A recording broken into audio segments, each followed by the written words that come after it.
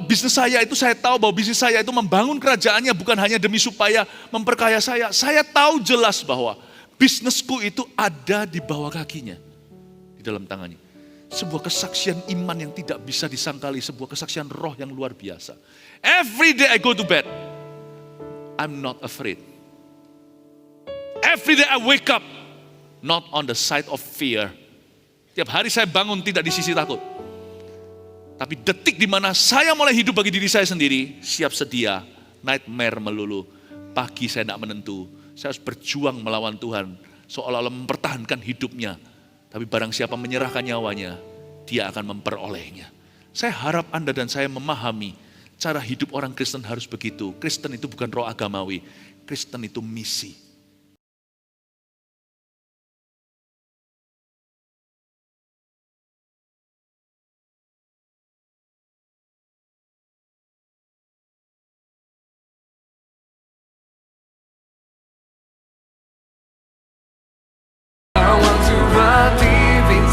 Ulangan pasal 33, mulai dari ayat pertama dulu sebelum kita ke Gad. Inilah berkat yang diberikan Musa abdi Allah itu kepada orang Israel sebelum ia mati. Jadi ini bukan firman saja, ini berkat yang diucapkan. Saya harap telinga Anda terbuka, mungkin juga nanti Tuhan akan singgung tentang hidupmu. Lewat mulut saya hanyalah pengajaran, tapi lewat mulut Roh Kudus nanti akan keluar rema dalam hidup Anda. Saya percaya setiap firman ini mengandung sebuah berkat dan mujizat buat kita semua. Berkatalah ia, Tuhan datang dari Sinai dan terbit kepada mereka dari Seir. Ia tampak bersinar dari pegunungan Paran dan datang dari tengah-tengah puluhan ribu orang yang kudus. Di sebelah kanannya, tangannya tampak kepada mereka api yang menyala. Puluhan ribu orang bisa mendengar khotbah yang sama. Tapi nyala apinya akan berbeda-beda. Setiap orang akan menerima sesuatu dari Tuhan. Anda tidak datang gereja sia-sia. Sungguh ia mengasihi umatnya, semua orangnya yang kudus. Ketahuilah bahwa Tuhan amat sangat sayang sama kita semuanya. Jangan sampai punya pikiran itu dari setan soalnya. Buang-buang jauh pikiran bahwa Tuhan sedang marah dengan Anda. Kemungkinan besar, hampir setiap kali Anda kira Tuhan marah, ternyata Tuhan sedang jatuh cinta dengan Anda. Tapi Pastor Philip, saya ini banyak dosanya, I know. Tidak jadi excuse atau alasan untuk menutupi dosamu, saya tahu. Tapi Bapak melihat Anda itu melihat Yesus di dalammu. Pasti Tuhan akan sempurnakan. Ya, cukup hatimu cinta Tuhan kembali aja kalau Tuhan mengasihimu. Pasti Tuhan buka pintu. Pasti ada perubahan. Sungguh ia mengasihi umatnya, semua orang yang kudus di dalam tangan mula mereka. Pada kaki mula mereka duduk menangkap sesuatu dari firman-Mu. Tahukah Anda sekarang bukan duduk di depan saya, Anda duduk di bawah kaki Kristus. Di bawah kaki mula, pada kaki mula mereka duduk menangkap sesuatu dari firman-Mu. Some things cannot be taught. Ada hal-hal tertentu tidak bisa diajarkan, tapi hanya bisa ditangkap. Dari sini apa yang saya sampaikan, nanti akan ada pedang bermata dua. Mata satunya pengajaran, mata duanya itu nanti akan kesana kesini. Anda akan tangkap sesuatu. Orang bisa duduk bersebelahan suami istri, tangkapnya beda. Meskipun pengertiannya sama. Tangkap sesuatu ya, biasakan mencatat khotbah. Pakai HP-nya juga nggak apa-apa. Ya, pakai HP-nya. Tapi saya tahu loh, mencatat atau memoto, ada beda arahnya. Orang kalau diam-diam foto orang itu ketahuan kok. Pura-pura lalu ngeteks, tahu gua. Ya. Pakai untuk catat ya, karena foto tidak berguna. Firman timbul dari pendengaran, bukan penglihatan. Sampai mana jadi lupa. Musa telah memerintahkan hukum Taurat kepada kita. Ayat 4, suatu milik bagi jemaah Yakub, ia menjadi raja di Yeshurun ketika kepala-kepala bangsa datang berkumpul, yakni segala suku Israel bersama-sama. Segala suku Israel bersama-sama, di sini ada orang-orang dari latar belakang yang berbeda-beda, pergumulannya pun tidak menyatu. Saya tahu Tuhan akan berbicara kepadamu. Mari kita lihat, lompat sekarang sampai ke ayat 20 tentang Gad. Kita masuk ke suku-suku tadi ya. Tentang Gad dulu. Tentang Gad. Salah satu anak Yakub, 12 suku Israel. Ia berkata, Musa nih, terpujilah dia yang memberi kelapangan kepada Gad. Seperti singa betina, ia diam dan menerkam lengan, bahkan batu kepala. Ia memilih bagian yang terutama, sebab di sanalah tersimpan bagian panglima. Garis bawah itu. Tersimpan bagian panglima, nanti saya akan kembali ke sana. Orang ini memilih bagian yang terutama. Apakah Gad serakah? Reservasi dulu, mau masuk gereja juga, satu deretan itu dikasih warta zaman dulu. Padahal yang datang hanya setengah, manusia bisa begitu aja. Pokoknya RSVP, datang enggak urusan nanti. Itu namanya tanah lapang.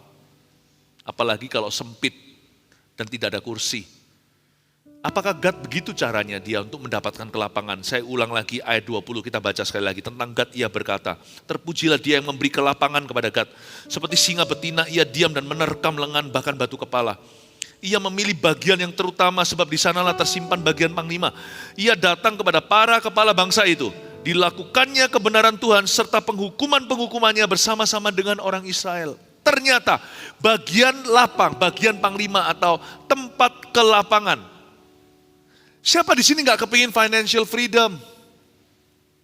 Kalau bicara tentang tanah kelapangan, semua orang berkata, apa sih artinya? Tapi kalau bahasa modernnya, ya kemerdekaan finansial, paham nih, mau beli apa aja nggak mikir. Itu gua mau. Tapi tunggu dulu. Saya tidak khotbahkan prosperity, saya khotbahkan karakter Kristus. Tunggu dulu. Yang disebut tanah kelapangan itu seperti orang yang sesak nafas, orang asma paling mengerti. Tapi setelah dia dapat semprotannya, terbuka semua valve atau semua salurannya. Dia bisa bernafas, nggak enak loh, orang nggak bisa bernafas itu, bahkan perlu di ventilator, dibolongin. Tapi orang kalau nggak bisa bernafas seperti drowning, lalu tiba-tiba dia ke permukaan, nafas segar. Enak sekali yang namanya kelapangan. Siapa nggak kepingin bebas dari masalah? Aku punya problema, lewat sudah. Dari kita baca ini, kayaknya Gad ini enak ya suku yang diberkati. Aku juga mau seperti Gad. Bukan hanya Tuhan memberi dia kelapangan, tapi bagian yang terutama yaitu bagian panglima. Tunggu dulu tapi, kita selidiki dulu dalam sejarah Gad ini siapa, ngapain dia. Karena ayat yang terakhir tentang Gad itu dituliskan bahwa dia melakukan kebenaran Tuhan. Bahkan penghukuman-penghukumannya, bukan Gad itu main hakim sendiri, hukum orang lain, pakai kekerasan apalagi bukan. Melakukan penghukumannya itu, he was jealous for the Lord's cause. Dia sangat-sangat jealous, ini bukan iri ya, dia sangat-sangat cemburu untuk tujuan-tujuan ilahi. Ketika dia lihat gak ada orang yang pergi peringatkan orang itu yang akan mati binasa dalam dosanya, dia berkata, ya sudah lu orang gak mau gua aja.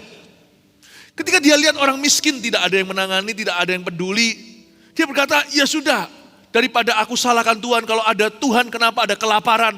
Berapa banyak orang berkata begitu?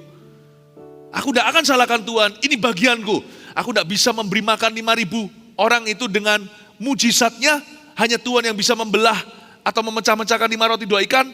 Tapi mungkin aku bisa kasih makan 50 orang, 5.000 kebanyakan. Aku tidak punya mujizat, tapi aku punya lebih dari 5 roti 2 ikan. Aku punya supply untuk roti 1 bulan, aku kasih ke 50 orang. Orang yang cemburu untuk tujuan Allah, orang miskin dia mau bantu. Orang yang telanjang dia kasih pakaian, yang di rumah sakit dia kunjungi, yang lapar dia beri makan. Aku gak bisa membuat mujizat, tapi aku bisa berbagi. Yang binasa, aku mau jadi saksi. Gak ada pemimpin, Pastor Fuji di sini udah berkata, mana pemimpinnya? Banyak jiwa yang mau dimuridkan. Gak ada orang yang mau berkata, ayo aku di training gimana caranya untuk berdoa atau mendoakan.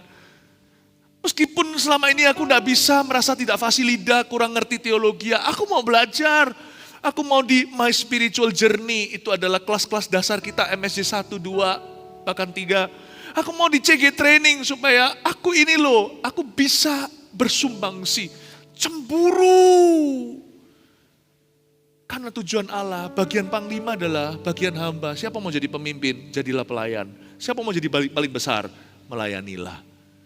Gad adalah suku yang berjalan paling depan waktu bangsa Israel masuk Kanaan. Do you realize that? Dan itu pun waktu dia masuk ya, dia masuk ke seberang barat sungai Yordan, masuk ke tanah Kanaan yang sekarang notabene namanya Israel, menjadi perebutan dengan Palestina. Itulah tanah perjanjian. Gad masuk ke sana, perang, dan semua hasil perang jarahan atau teritori yang dia rebut, gak satu pun jadi miliknya. Are you surprised or not? Karena suku Gad memilih untuk tinggal di sebelah timur sungai Yordan. Ada 2,5 suku tidak masuk ke dalam sana, tapi janji sama Musa, nanti kita yang jalan di depan, adik-adik kita, padahal Gad bukan yang paling tua, tapi sulung sifatnya, gasak dulu musuh, nih adikku, ini punya kamu, oke, kuku pamit dulu, minta diri, kembali ke teritoriku sendiri, yang lebih kecil daripadamu. Tuhan berkata, orang kayak gini ada berkat orang mengalah.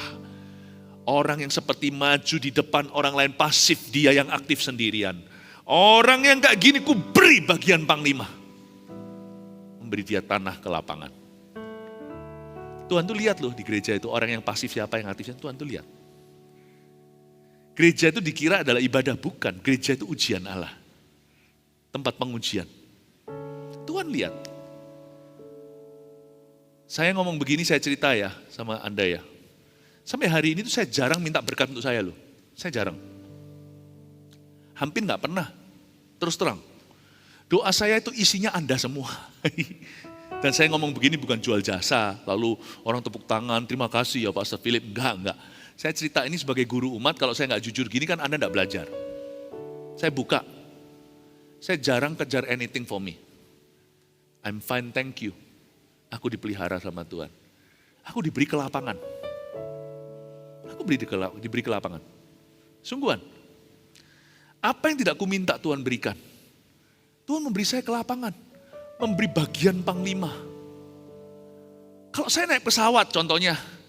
Ada apa? Bukan pesawat lah, pesawat terlalu nggak tentu kan. Pesawat itu aman sebenarnya. Kenapa takut terbang saya nggak ngerti. Lebih bahaya naik mobil. Di jalan tol. Orang kalau naik pesawat, gitu, tenang aja. Memang ada kecelakaan pesawat, tapi itu jarang sekali. Jarang sekali. Ya, pesawat mungkin lain cerita. Saya kalau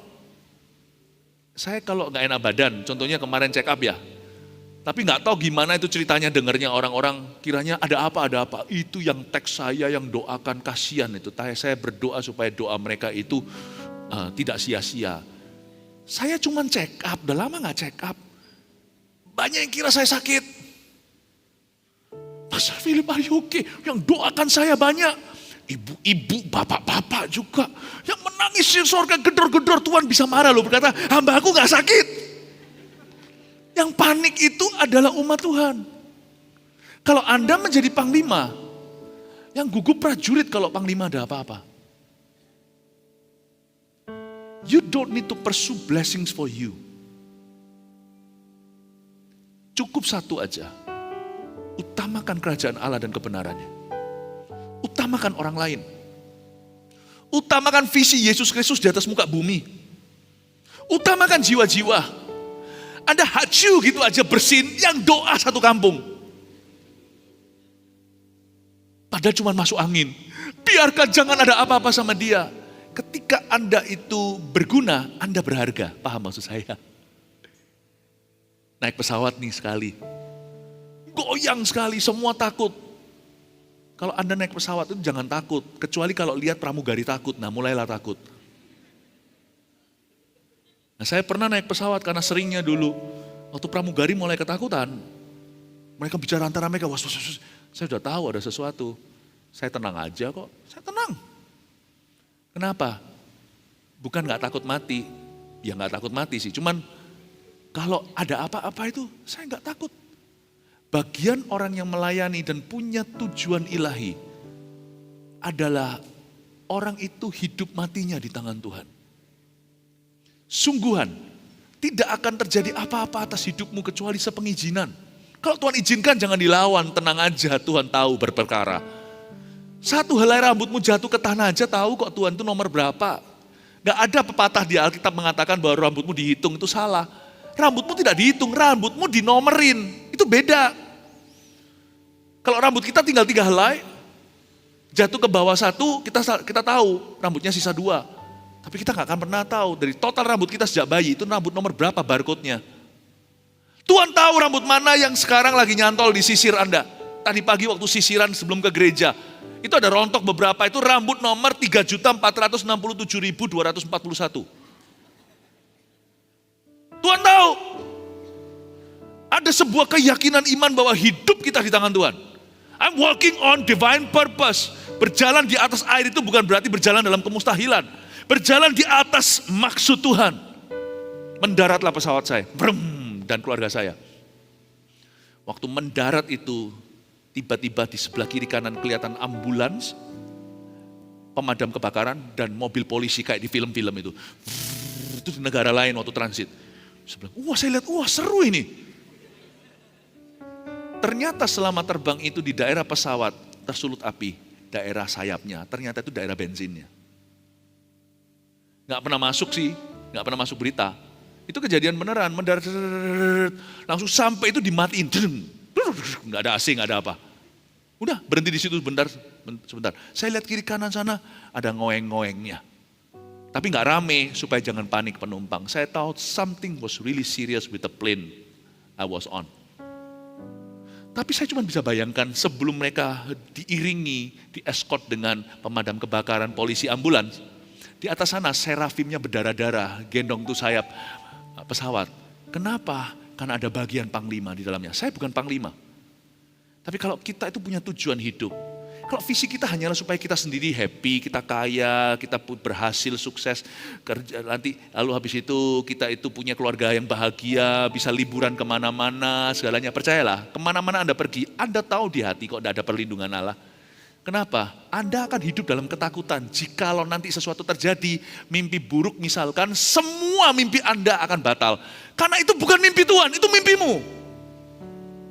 Tapi kalau Anda memperjuangkan mimpi Allah seperti God, aku masuk untuk gerejanya, aku masuk ke sini untuk umat Allah, aku masuk untuk bangsa Israel, aku masuk sini untuk kerajaannya di perjanjian lama ini, padahal belum waktunya Injil.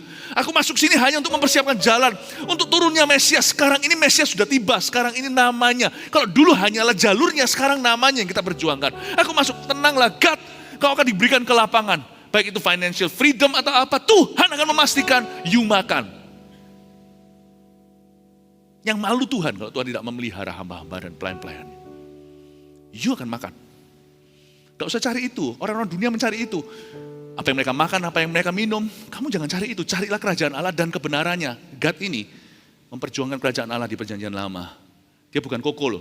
Dia bukan Kristen yang paling lama ceritanya. Dia bulan yang paling dewasa atau sempurna, tapi dia jalan di depan, here I am, kata Yesaya, ini aku, utuslah aku.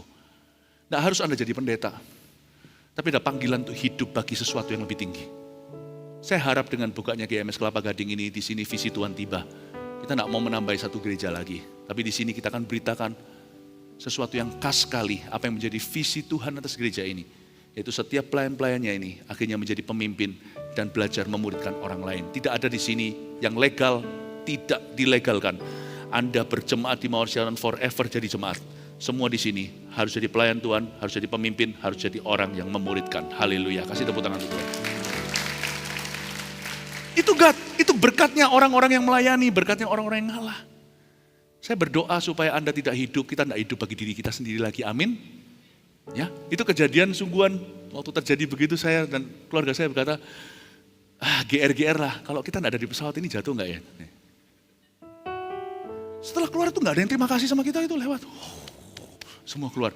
Padahal kita GR di hati, ini kan ada Paulus tidak karam. Ya ini GR, nggak terbukti sih. Saya bisa salah, tapi biarin aja, biar saya berpikir begini. Karena itu bangganya perasaan bahwa aku adalah hamba Tuhan. Aku adalah pelayan Tuhan, padaku ada misi Yesus yang belum selesai. Kalau Anda punya itu, Anda tidak takut. Tidur merem. Ya tidur ya merem lah, masa tidur merem.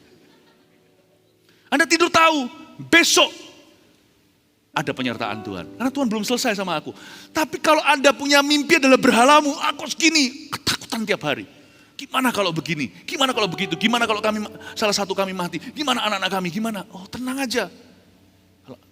Jikalau Anda menjadi milik Tuhan dan melakukan peperangan penghukumannya, serta melakukan kebenarannya, Anda menjadi bisnisnya Yesus. Ngerti ya? Bukan bisnis, maksudnya bisnis. Anda menjadi urusannya Tuhan dan kepentingannya Tuhan. Ini enggak tentu bicara soal profesi. Kalau bisnis saya itu, saya tahu bahwa bisnis saya itu membangun kerajaannya bukan hanya demi supaya memperkaya saya. Saya tahu jelas bahwa bisnisku itu ada di bawah kakinya, di dalam tangannya. Sebuah kesaksian iman yang tidak bisa disangkali, sebuah kesaksian roh yang luar biasa. Every day I go to bed, I'm not afraid. Every day I wake up, not on the side of fear. Tiap hari saya bangun tidak di sisi takut. Tapi detik di mana saya mulai hidup bagi diri saya sendiri, siap sedia, nightmare melulu. Pagi saya tidak menentu, saya harus berjuang melawan Tuhan, seolah-olah mempertahankan hidupnya. Tapi barang siapa menyerahkan nyawanya, dia akan memperolehnya. Saya harap Anda dan saya memahami, cara hidup orang Kristen harus begitu. Kristen itu bukan roh agamawi, Kristen itu misi. Kristen itu misi. Roh Kudus diberikan untuk apa? Ingat baru berapa minggu yang lalu ketika kita kebaktian Pentakosta. Minggu Pentakosta itu, Roh Kudus diberikan supaya kita jadi saksi sampai ke ujung dunia. Bukan hanya sampai Yehuda, sampai Yudea. Mari kita semuanya ingat ini, bahwa kita semua bisa menyumbangkan sesuatu. Saya tidak bicara soal persembahan. Siapa bilang soal uang? No, never. Tadi saya cerita tentang saat teduh bersama. Kemanapun sekarang saya berlibur keluarga nggak saya harus bawa kru saat teduh. Rabu Sabtu nggak pernah lewat. Amerika ada kan? Israel kemarin ada kan? Nggak sekarang. Saya kalau berlibur nggak cuma bisa berlima dengan anak-anak. Udah ada krunya semuanya. Siapa yang bayarin? Anda yang bayarin, keluarga saat teduh yang bayarin? Enggak. Ada aja bendahara kerajaan sorga. Ada orang-orang yang membayar harga. Nggak pernah kan di saat teduh diedarin kolektor gitu, nggak pernah kan? When you live, waktu kita hidup dengan sebuah misi, bukan kita nggak hidup untuk diri sendiri. Oh luar biasa tangan Tuhan itu bekerja dalam kehidupan kita. Don't live for yourself. Ini bukan panggilan untuk pendeta, ini panggilan untuk orang Kristen. Orang Kristen harus punya misi. What is your mission? What is the mission of your business? Apa misi bisnismu? Saya tanya, apa misi keluargamu? Nanti bulan September saya akan menikahkan pertama kali di ibadah AOG, ibadah anak muda kita. Army of God loh. Ibadah gereja nggak pernah, biasanya kalau kita itu pemberkatan nikah ya kan? Ya wedding, lalu nanti resepsi malamnya gitu ya. Selama pandemi kan jadi simple sekarang, banyak wedding, tapi sekarang mulai gebiar lagi. Ada satu nanti nikah, saya nikahkan di ibadah. Di tengah-tengah ibadah itu pernikahannya lalu habis. Kenapa? Sekalian kebaktian pengutusan. Mulai trennya dimulai dengan anak-anak muda di Surabaya. Mereka memang mereka pacaran karena jatuh cinta, karena cinta. Tapi mereka tidak menikah karena cinta. Mereka hubungannya karena cinta. Enggak cinta jangan jadi pacar. Aku pacaran sama dia semua demi Kristus. Kayak gimana? Aku memang memikul salib Yesus mau sama dia. Wah, jangan mau. Dia bilang I do, Anda bilang saya nggak bersedia. Di jemaat kita sekarang ini ya, gereja kita ini bukan ekstrim, enggak. Gereja kita itu cinta Tuhan dan cinta jiwa-jiwa. Itu aja bedanya. Bukan berarti lebih hebat dari gereja lain, enggak. Tapi seharusnya semua gereja begitu, termasuk kita terus belajar ke sana. Di tempat kita, anak-anak muda kita sekarang ini pacaran karena cinta. Tapi pacarannya dalam takut akan Allah. Tapi mereka nikah karena misi. Mereka nikah karena misi. Ini diutus, diberkati hari 10 September. Supaya langsung nanti pergi ke luar negeri jadi gembala kita di luar negeri. Anak muda. Oh, saya tanya sekarang. Yang pacaran. Pacarannya misinya apa? Nikah misinya apa? Saya sama istri saya waktu menikah hampir 25 tahun yang lalu. Juga begitu. Kita masing-masing ngambil waktu untuk berdoa. Dengan menikah ini apa untungnya untuk kerajaan Tuhan? Ternyata untung loh. Setelah menikah, saya jadi lebih baik, dia jadi lebih baik. Kita lebih saling menularkan kebaikan dan kelebihan. Bayangin kalau sekarang melayani gini, saya single, gak mungkin saya bisa. Dalam pelayanan, betul-betul kami berdua itu menjadi core timnya. Saya bersyukur. Banyak orang menikah bukan karena itu, apalagi yang karena nafsu. Sebenarnya saya tanya, your household, rumah tangga, pernikahan Anda itu misinya apa? Jangan pernah kita klaim ke lapangan dari Tuhan, apalagi bagian panglima. Kalau kita tidak ngerti misinya, God itu masuk kanan tahu. Saya akan tumpas musuh Tuhan, Lalu saya akan bukakan jalan seperti Yohanes Pembaptis. Lalu adik-adikku supaya menetap, aku pergi menetap ke tempatku. Dia masuk itu dengan misi. Makanya Tuhan berkata, aku beri dia ke lapangan. Suku ini akan kuberkati seterusnya dengan freedom. Lalu Tuhan juga berkata bahwa inilah bagian panglima.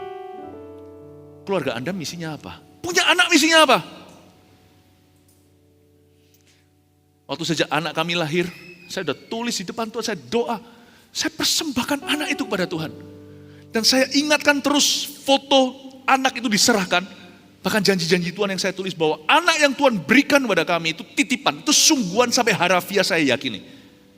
Bahwa anak ini suatu hari jadi sesuatu yang dari Adam dan Hawa belum ada. Dan saya harus kerjasama dengan Tuhan. Tuhan yang maha tahu, saya yang setengah tahu, kadang-kadang sok tahu. Tapi saya cari tahu kira-kira apa bantu saya Tuhan dalam error-error saya untuk menuntun anak ini ke arah mendekati Tuhan apa yang Tuhan mau, mendekati. Nanti anak itu harus temukan sendiri. Supaya anak itu nanti lahir itu tidak memenuhi bumi. Karena Tuhan tidak pernah suruh kita itu, populasi itu demi memenuhi bumi. Tapi untuk mendominasi. Take dominion. Kitab Kejadian, take dominion. Your children should take dominion. Di bagian entertainment. Mungkin di bagian, pasti nanti akan ada yang jadi hamba-hamba Tuhan secara penuh. Di bagian spiritual. Di bagian usaha bisnis. Di bagian dagang, di bagian politik, di bagian apa? Take dominion, Christian-like dominion.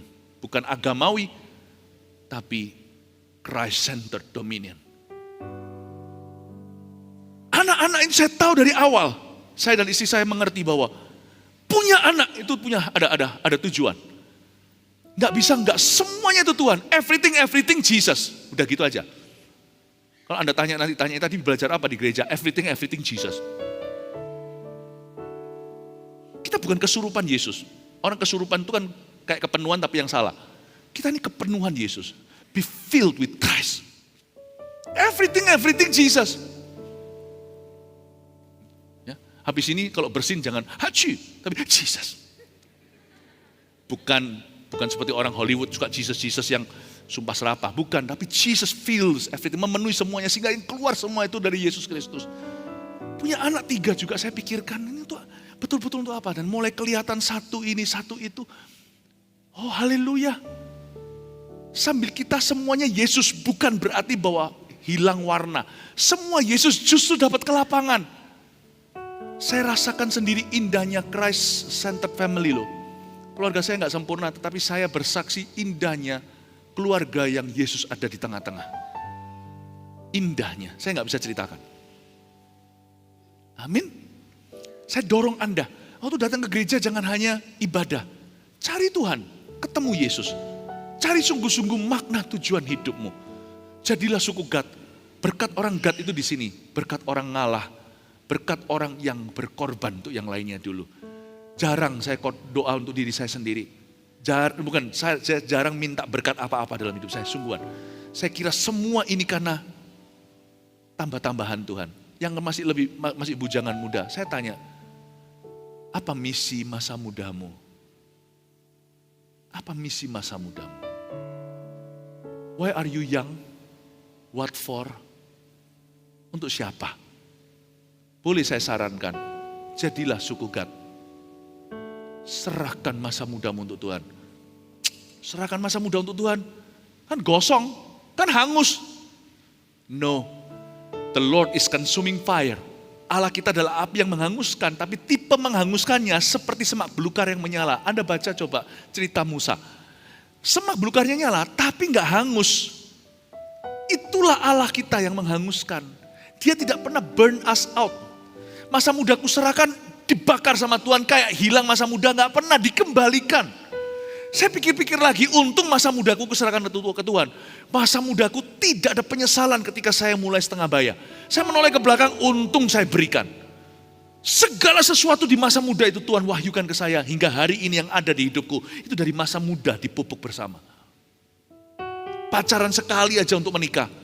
Saya mengucap syukur tak pernah henti untuk rumah tangga kami. Saya tidak pacaran berkali-kali. Satu, orang berkata rugi. Yang rugi siapa? Semua yang ngomong rugi itu sekarang pasienku. Pastor Philip bisa konseling gak? Masih hancur, ada yang belum menikah, ada yang udah cerai. Lakon menang belakang. Saya lebih suka jadi orang Kristen. Orang Kristen itu apa sih? Orang Kristen itu kekristenan kita tuh bayar di depan, paham? Saya God itu perang dulu lalu nikmati. Kristen itu bayar depan. Demikian pula Tuhan. Tuhan kan bayar depan, it is finished, sudah selesai. Lalu setelah itu sekarang kita mengecap kasih karunia. Saya ikut Tuhan juga bayar depan. Saya tidak mau berdarah-darah nanti di ranjang pesakitan saya mau mati baru berkata Tuhan terimalah. Untung-untungan. Bang tuh jendela wawa. Apa iya diterima sama Tuhan? Memang betul kasih karunia seperti penyamun disalib di samping Yesus. Tapi jangan mencobai Tuhan lah ya. Kalau mau mencobai Tuhan sekalian, dipaku sekalian. Lalu baru serulah, Tuhan tolonglah aku. Sore ini aku bersama denganmu di Firdaus. Kalau kita setengah menderita juga kagak. Sungguh-sungguh juga kagak. Lalu kita minta berkatnya penyamun di samping Yesus yang kesakitan itu masih bisa membela dia. Janganlah cobai Tuhan lah. Kekristenan itu bayar di depan. Saya bayar depan, saya kasih masa muda saya. Tuhan, solve, selesai. Saya nggak akan jadi pasien siapa-siapa. Nggak akan jadi. Janganlah ikut Tuhan itu wait and see nanti sisanya sepahnya dikasihkan. Jangan. Anda mau ikut Tuhan itu sekarang. Jangan tunggu nanti bisnisnya bangkrut. Atau jangan tunggu sampai pansui dulu atau sampai stroke dulu. Dan berkata, kalau Tuhan sembuhkan, nah itu sudah gak enak. Kalau Tuhan sembuhkan, aku mau melayani Tuhan. Masa Tuhan kasih barang sisa? Itu sama, setelah aku pakai 20 tahun, 30 tahun, 40 tahun, kusia-siakan, sisanya ini kuserahkan untuk kemuliaan Tuhan. Coba kali-kali kasih orang penting atau pejabat segalanya barang-barang yang second hand, third hand, yang sudah lapuk, kasih dan kata, aku menghargaimu. Mana ada yang percaya? Jangan kasih Tuhan yang sisa. Bayar di depan. God itu bayar di depan, dia maju dan berkata, aku bayar dulu di depan, perang, lalu dia menikmati. I love it. Itu suku God. Amin Bapak Ibu Saudara. Kekristenan itu dari Tuhannya aja bayar di depan. Saya mau bayar di depan. Berapa banyak orang itu baru ikut Tuhan setelah dicambuk? Setelah ada masalah, setelah dia diperingatkan. Saya nggak mau. Saya nggak mau sakit dulu, baru saya melayani Kristus. Tapi kalau saya sudah sakit, Anda sembuh, ya layani Kristus sekarang. Gak perlu sakit lagi untuk bisa menyadari. Gak usah bangkrut dulu, jatuh, toto dulu. Baru setelah itu berkata, Tuhan pakailah. Don't do that. Don't do that. Tuhan sudah lunaskan di depan. Kita tidak harus melalui hell dulu untuk kita bisa masuk ke sorga. Sekarang juga sorga bisa masuk ke dalam kita. Suku Gad mengerti hal itu. Heaven is in my heart. Dia berkata, maju. Saya dorong ya.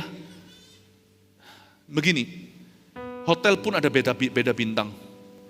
Kita nggak perlu saling membandingkan. Ibadah sebelumnya saya jelaskan bodohnya membandingkan. Gereja pun lain standar loh. Di gereja kami, kalau Anda baru kali pertama datang, saya beritahu di depan dulu ya, saya akan terus terang dengan Anda, Pastor Fuji, semua kita ini satu buku. Kita punya maksud tidak tersembunyi, masuk terbuka. Untuk menjadikanmu beyond rata-rata. Semua orang yang hadir di sini, kalau Anda izinkan kami memuridkan Anda, cepat lambat Anda semua akan menjadi suku Gad. Orang-orang berkata, aku mau dipakai Yesus, aku mau melayani Yesus, aku mau sungguh-sungguh menyelesaikan misi Kristus. Jadi saya peringatkan dulu, seperti minum obat ada ditulis sana, obat ini, saya beritahu dulu efeknya. Di gereja ini kami ingin jadikan Anda murid bukan pengikut. Kami ingin jadikan Anda tentara bukan jemaat, bukan tentara perang pakai senjata manusia, bukan. Maksud saya orang-orang yang sungguh-sungguh 100% ikut Yesus, yang tidak setengah-setengah. Kami akan tantang Anda agar Anda mau memberi diri untuk melayani sesama, untuk tidak hidup bagi diri sendiri. Di gereja ini Anda akan di-develop, Anda akan dikembangkan untuk menjadi orang-orang yang peduli dan yang mau maju bersama dengan yang lainnya, bahkan akan berlomba-lomba untuk maju dalam Tuhan. Haleluya. Suku Gad. Wah, praise the Lord ya. Lanjut sedikit tentang Dan. Semoga saya bisa selesaikan. Tentang Dan ia berkata, adapun Dan ialah anak singa yang melompat keluar dari Bashan. Tentang Dan. Suku Dan ini unik.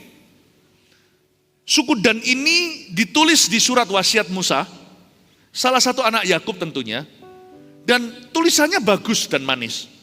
Tentang Dan ia berkata, adapun Dan ialah anak singa. Saya jadi ingat Simba, Lion King itu. Dan ini ialah Simba yang melompat keluar dari Bashan. Bagus kan? Pendek, tapi gagah. Kalau dibandingkan dengan kokonya Tako atau kakaknya yang paling tua, Ruben itu juga pendek, tapi gak enak. Musa itu memberkatinya itu tanggung dan beritahu sama Ruben, kamu jadi orang biasa aja. Tapi Dan ini dipuji, diangkat martabatnya, kamu anak singa, kamu akan melompat keluar dari Bashan, kamu akan sukses dalam semua venture-venturemu. Usaha-usahamu untuk melompat keluar dari zona nyamanmu itu akan disertai. Hebat ya? Tunggu dulu ya. Kalau Anda cabut ini di perjanjian lama, Anda lihat di kitab Wahyu, ada satu suku yang punah, lenyap, tidak dipulihkan. Anda tahu kan cerita di kitab Wahyu, nanti ketika dalam zaman antikristus akan ada 144.000 orang Yahudi diselamatkan, itu bukan angka harafiah, persis 144.000, tidak lebih, tidak kurang. Tapi itu bicara tentang pemulihan seluruh 12 suku Israel yang sekarang banyak yang hilang, itu akan ketemu semua. Bangsa Israel itu 10 suku itu dianggap punah karena waktu mereka ditangkap sama Assyria, dipencar-pencarkan kebijakan politik saat itu supaya mereka nggak memberontak lagi, mereka kawin campur. Tapi Babilonia menangkap yang sebelah selatan, yaitu kerajaan keturunan Daud, yaitu suku Yehuda dan suku Benyamin ditangkap, lalu mereka tetap dipindah ke Babel, tapi di Babel mereka tidak dikawin campurkan, tidak dipencar-pencarkan, jadi mereka bisa pulang 70 tahun kemudian. Waktu di Babel ada Daniel, Sadrak, Mesak, Abednego, waktu pulang nanti ada Hagai, Sakaria, Malakia, Serubabel, semuanya itu mereka pulang kembali. Coba sedikit sejarah ya, ikuti saya. Udah waktunya Anda dapat makanan yang lebih berisi supaya Anda berotot, bukan cuma firman-firman yang enak hati, tapi saya mau memberikan Anda Bible study. Ya. Jadi lihat ya. Ini ketika mereka ini punah semua kan? Anggaplah punah, sisa 2. Nanti di akhir zaman, setelah zaman pengangkatan, ketika bangsa-bangsa Israel nanti itu akan mengalami kebangunan rohani pasca lewat lepas kebangunan rohani gereja perjanjian baru, yaitu gereja non-Yahudi sekarang ini. Mereka akan mengalami revival terakhir sebelum nanti ending of the world. Di waktu zaman-zaman terakhir antikristus itu setelah mengalami aniaya terhadap suku ras Yahudi, maka apa yang terjadi nanti? Tuhan akan memberikan bukan early bird, Tuhan akan memberikan registrasi akhir ke dalam kekekalan. Itu orang-orang Yahudi yang terkemudian akan menjadi terdahulu lagi. Kalau kita dulu itu terkemudian, menjadi terdahulu. Nanti kita selesai, mereka juga akan Tuhan ingat keturunan Abraham. Pada waktu itu ada 12 suku yang dipulihkan. Kalau Anda baca, 144.000 kecuali Dan. Coba Anda baca. Suku Dan tidak ada di kitab Wahyu. Apakah salah cetak atau dilupakan? Tidak. Suku Dan itu adalah suku setelah berkat ini, tidak lama setelah itu, atau dalam sejarah mereka memimpin sebuah penyembahan berhala, pemberontakan vulgar terhadap Allah. Mereka pimpin yang namanya idolatry, idol worship atau penyembahan berhala yang sangat-sangat buruk dalam sejarah mereka. Itu suku Dan. Dan itu mendukakan hati Allah. Wait a minute. Ternyata kalau Anda sekarang itu bisa memperoleh berkat dan Tuhan kenan, please jangan berubah setia. Karena suku Dan sekalipun masuk surat wasiat Musa, dihapus di kitab Wahyu. Paham maksud saya? Bahwa Tuhan itu bukan Tuhan yang berubah pikiran. Tapi Tuhan berkata di kitab Yeremia, orang yang berdosa ada kabar baik. Daripada kita pukul-pukul diri, menyiksa diri buat apa? Tinggalkan saja dosamu, seperti wanita yang tertangkap berzina. Tuhan berkata, aku pun tidak menghukummu. Aku tuh tidak suka hukum orang.